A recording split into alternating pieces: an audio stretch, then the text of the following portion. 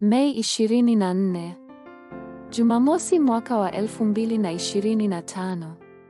Chanzo cha uwezo na nguvu hutoka wapi? Yeremia 33:1-2. Tena neno la Bwana likamjia Yeremia mara ya pili, hapo alipokuwa akali amefungwa katika uwanda wa walinzi, kusema, Bwana alitendaye jambo hili, Bwana aliumbaye ili alithibitishe, Bwana ndilo jina lake, asema hivi: Remnant lazima waweze kuongoza ulimwengu. Hata hivyo, hili haliwezekani kwa remnant ambao hawana nguvu. Hivyo, wewe, remnant, lazima ujue mbinu ya kuongoza dunia. Kwanza, chanzo cha nguvu huja kutoka kwa Mungu.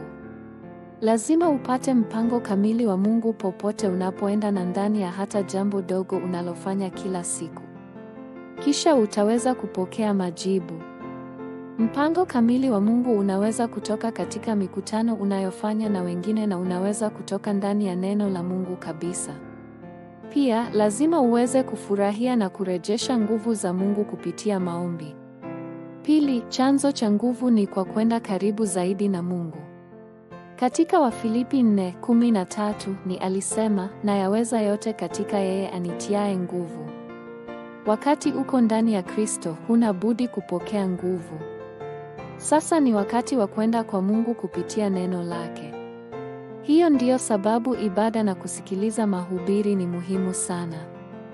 Baada ya kulisikiliza neno, pia ni muhimu kuliweka katika vitendo. Kuweka neno katika matendo kunamaanisha kushikilia neno la Mungu bila sababu. Kisha utaweza kuwa kiongozi katika kanisa lako na kiongozi ambaye anaokoa ulimwengu. Unaweza kuanza changamoto ya kwenda karibu na Mungu, chanzo cha nguvu na uwezo wako. Ombi la leo: Mungu Baba, naomba nizishikilie baptism 3 ulizotoa kama agano langu. Katika jina la Yesu Kristo ninaomba, amen.